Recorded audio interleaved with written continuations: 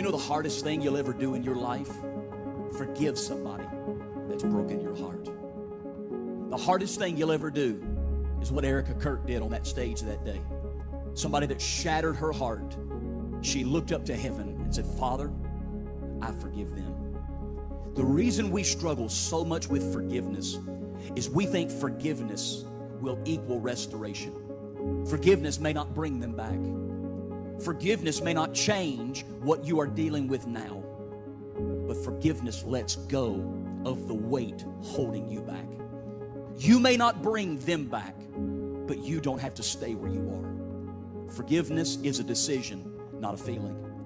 Forgiveness is you saying, I cease trying to hold pain over you because pain is in me.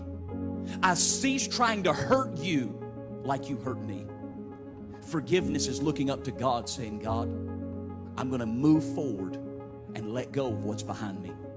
That does not change the hurt. It doesn't change the brokenness. It doesn't change the pain. I'll tell you, today our teachers taught about the rapture of the church and talked about the Lord coming back. And she got home and she looked at her mom and said, Mommy, do you believe that Jesus is coming again? Mother said, yeah, baby, I do.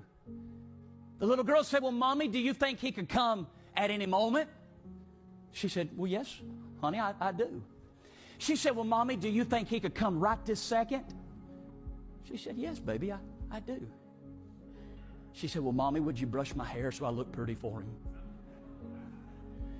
She said, he could come at this moment. I want to make sure that I look pretty for when he comes. Brothers and sisters, this old tabernacle that you and I have is getting older day by day. And there's only so many things that I can do to this external man to make him look satisfactory. But there is an internal man that is renewed day by day that can get cleaner and can get purer. Son, I do. If you don't, you're retired. You're retired. If you don't wake up tired, you're retired. Can I give you the greatest lesson? An old preacher man taught Tyler Curtis Galden about time. This is what he said. If you want to really invest yourself, wherever you are, be all there. Wherever you are, be all there. If I'm standing up here in front of the congregation, everything I am needs to be focused on this moment. Everything I am needs to be focused on this situation. Everything I am needs to be focused in this arena. But when I leave this place and it's time to sit down with my family, I don't need to be looking through Facebook and seeing how many people liked the service, who said what about the songs, and who said what about the sermon. I need to be sitting there looking at my kids saying, what do you have coming up this week? What do you got going on this week? Looking at my wife saying, what do you have going? Then when I go to the next, love to get our attention. That's not the kind of God you serve. That's a lie from the devil. You didn't mess up, and God messed you up. Your love for Jesus has nothing to do with the good and or bad that comes into your life.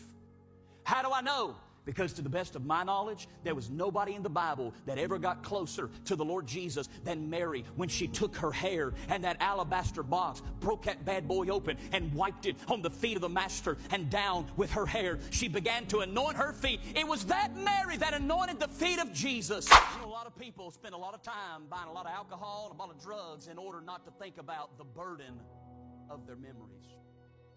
A lot of you are hopping from person to person, going place to place because of the burden of your memory.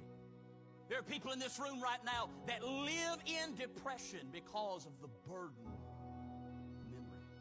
There are people in this room right now that will not take a step of faith because of a failure that comes back through the burden of their memory. Am I the only person that their memory has a way of reliving pain? Am I the only person that can look at something and remember the failure and the pain of that rejection? I can't be the only person. How many of us are living in the pain and the problems and the issues and the failures generation after generation, all because